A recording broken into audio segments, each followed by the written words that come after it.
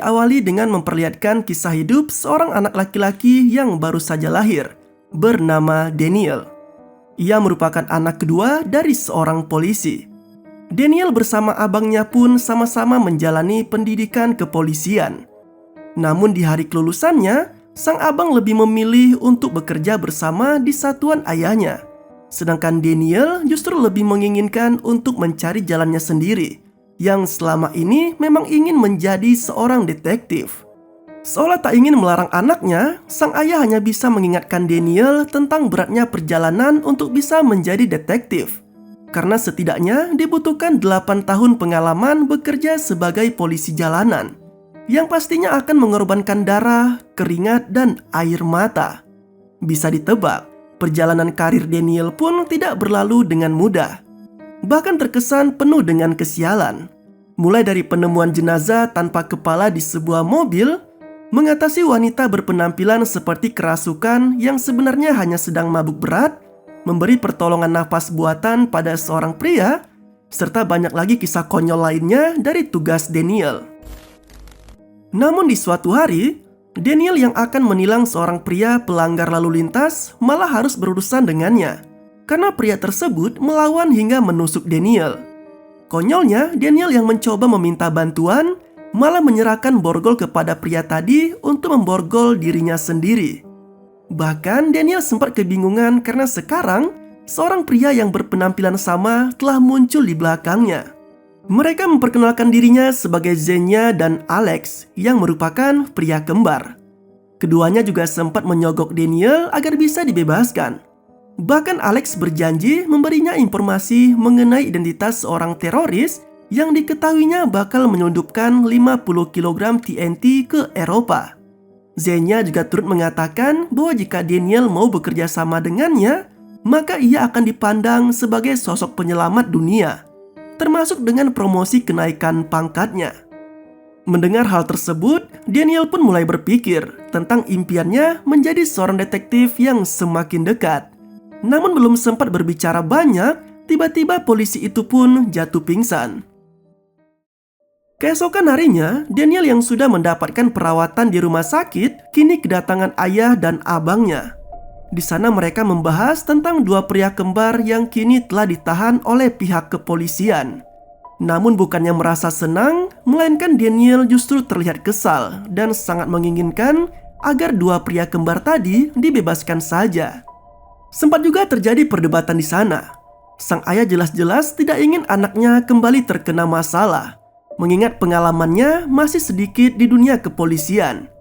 Namun Daniel yang seolah ingin mengungkap kasus yang lebih besar, tetap bersikeras agar kedua pria kembar itu dibebaskan. Bahkan polisi muda itu sempat mengatakan ingin pindah dari kesatuannya saat ini.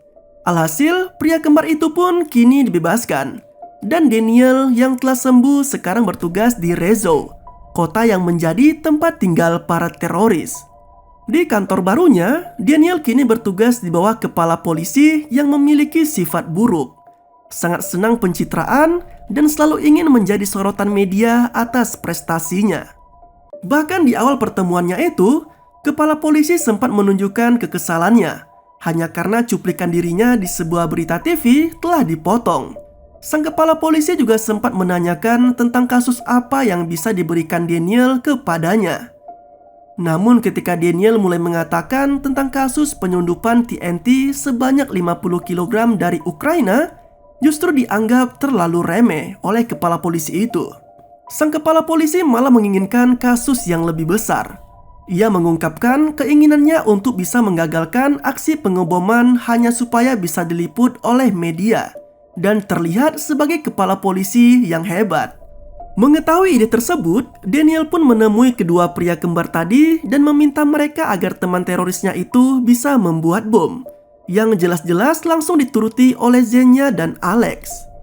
Sialnya, bom yang dibuat menggunakan ponsel sebagai pemicunya justru meledak begitu saja ketika sebuah panggilan masuk ke ponsel tersebut, hingga Daniel pun gagal menjalankan perintah dari atasannya. Mengetahui hal tersebut, sang kepala polisi malah semakin gila lagi, karena ia kali ini menginginkan adanya bom yang berdaya hancur lebih besar dan diletakkan di pusat kota.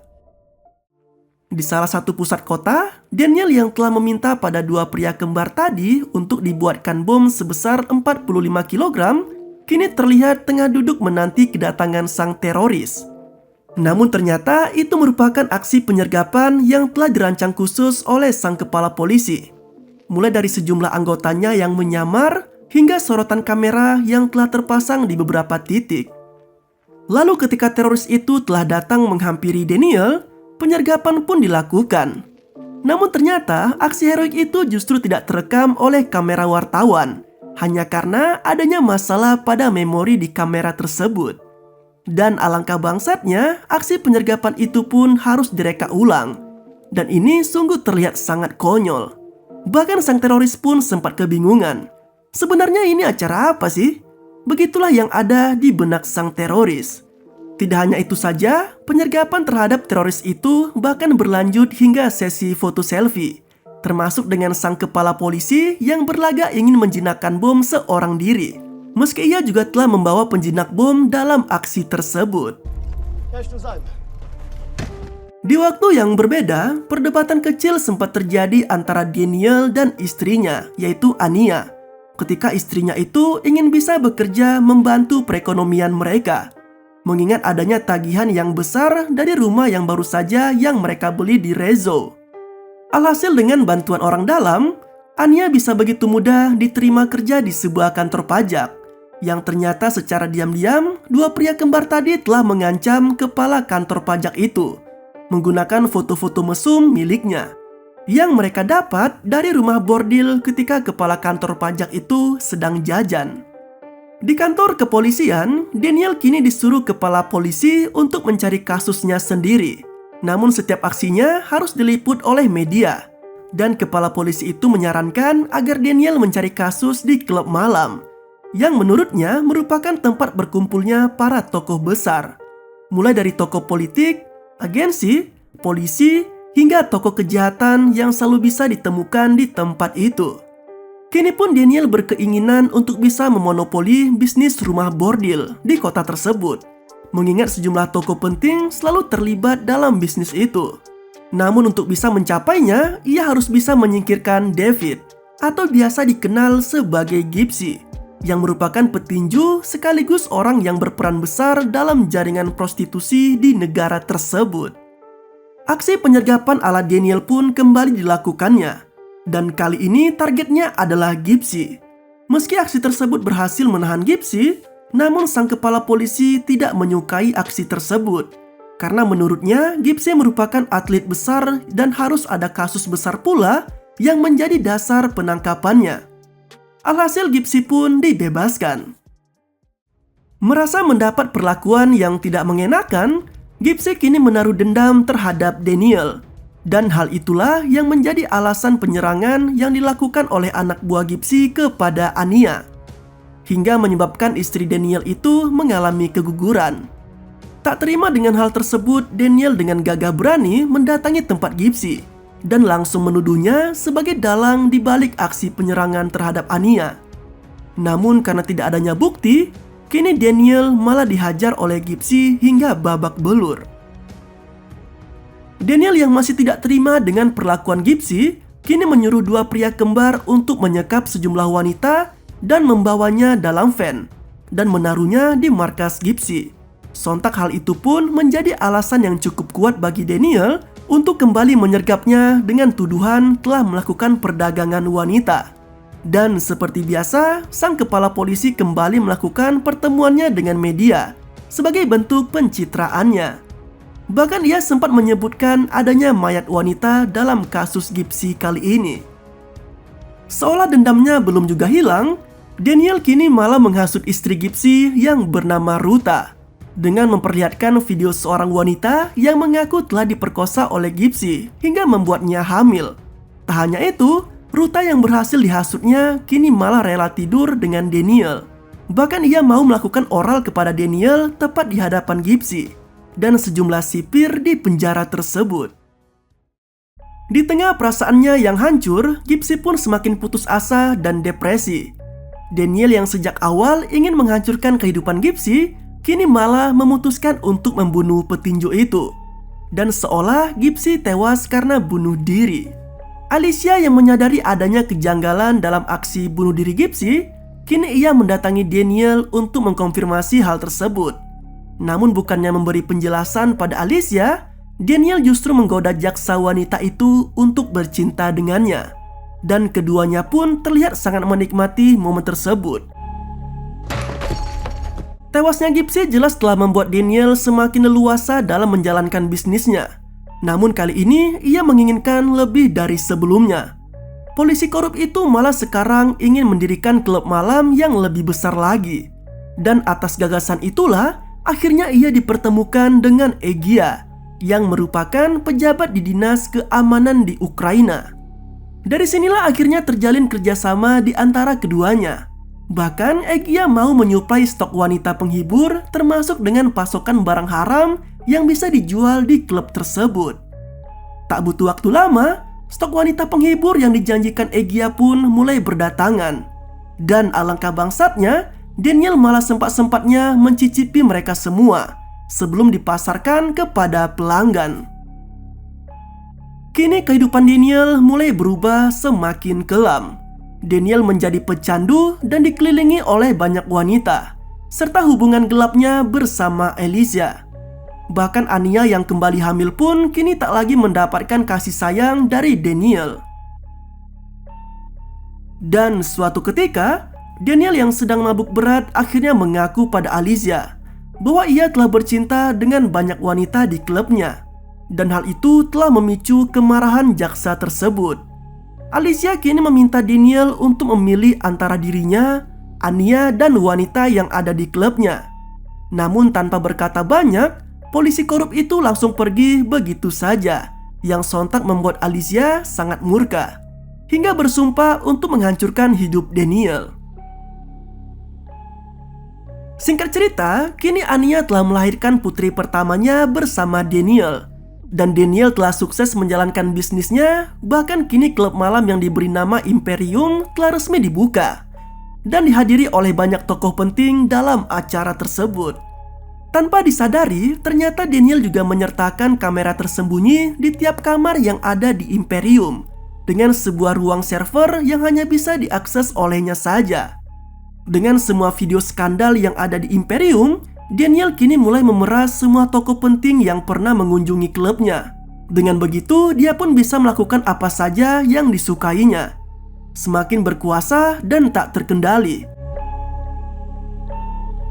Hingga akhirnya sejumlah tokoh tersebut mulai mengadukan masalahnya kepada Alicia. Sementara itu, Xenia dan Alex yang mulai menyadari bisnis Imperium telah semakin kacau akibat ulah gila Daniel, kini memutuskan untuk kabur dari sana dengan terlebih dulu membius Daniel beserta semua tamu yang ada. Esok harinya, Alicia yang sudah bersiap menyergap Imperium bersama dengan beberapa anggota polisi pun harus kecewa karena tak ada seorang pun di klub itu, kecuali Daniel yang sedang tak sadarkan diri. Bahkan mereka juga tak menemukan adanya video rekaman skandal di ruang server Imperium yang ternyata memang sudah dibawa kabur oleh dua pria kembar tadi. Tanpa adanya bukti tentang video pemerasan itu, maka Daniel pun tak jadi ditahan. Namun ia harus merelakan statusnya yang kini dipecat dari kepolisian. Daniel juga sempat kembali ke Imperium, namun ia tak menemukan seorang pun di sana, termasuk dua pria kembar yang selama ini bersamanya. Sama halnya ketika ia mendatangi kantor dinas keamanan Ukraina yang ternyata telah kosong. Dan hal inilah yang menyadarkannya bahwa selama ini ia telah dikhianati oleh Egya serta Xenia dan Alex. Sementara itu Alicia yang telah menaruh dendam besar terhadap Daniel kini berencana untuk menghabisi kehidupan pria itu. Ia bahkan sampai merekrut seorang pria bernama Marek untuk masuk ke dalam kehidupan Anya, hingga membuatnya benar-benar jatuh cinta padanya dan rela meninggalkan Daniel yang kini diketahui sudah sangat terpuruk dan setengah gila. Hingga di suatu ketika, Marek yang mengaku tengah bermasalah dengan kantor pajak pun akhirnya dibantu oleh Anya yang meloloskan kasusnya. Namun ternyata hal tersebut justru membuat istri Daniel harus ditahan karena tindak penipuan pajak. Dalam kondisi yang sulit itu, Alicia akhirnya mengakui soal rencananya selama ini kepada Ania, termasuk dengan Marek yang merupakan orang suruhannya. Dan kini jaksa itu meminta pada Ania untuk menandatangani berkas yang menyebut bahwa dirinya pernah melihat video yang dijadikan Daniel sebagai alat untuk memeras sejumlah orang penting di negara tersebut. Atas pengakuan dari Ania, akhirnya Daniel kini bisa dijebloskan ke penjara. Dalam penjara, Daniel seperti orang tak bernyawa yang hanya bisa terdiam tanpa melakukan banyak aktivitas di sana. Bahkan mantan polisi itu diketahui sempat melakukan percobaan bunuh diri dalam selnya. Hingga melalui acara kerohanian, barulah Daniel mulai tersadar. Dan ia pun menelpon ayahnya untuk meminta maaf atas semua kelakuannya selama ini. Di akhir film terlihat ayah Daniel datang mengunjunginya. Dan mereka melalui malam Natal dengan makan bersama di penjara. Di sana sang ayah juga mengungkapkan bahwa apa yang telah terjadi selama ini merupakan siasat yang dilakukan oleh Rusia. Dan kini mereka telah mendapatkan semua video skandal tokoh-tokoh penting yang semua ditujukan karena alasan politik. Dan film pun berakhir dengan begitu santuy. Itulah alur cerita dari film berjudul Petla yang rilis tahun 2020.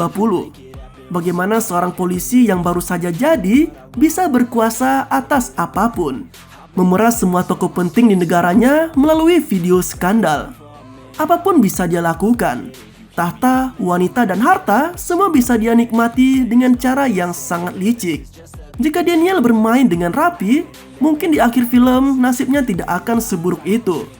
Akhir kata, terima kasih telah menonton video ini. Sampai jumpa pada video selanjutnya. Yoi banget gak tuh? It's a dream and I pray as a team. One day it'd be me. If I want it then I get it. Head down, don't regret it. Push myself to the limit. If I play it then I win it. I'm just saying, I'm just living for today.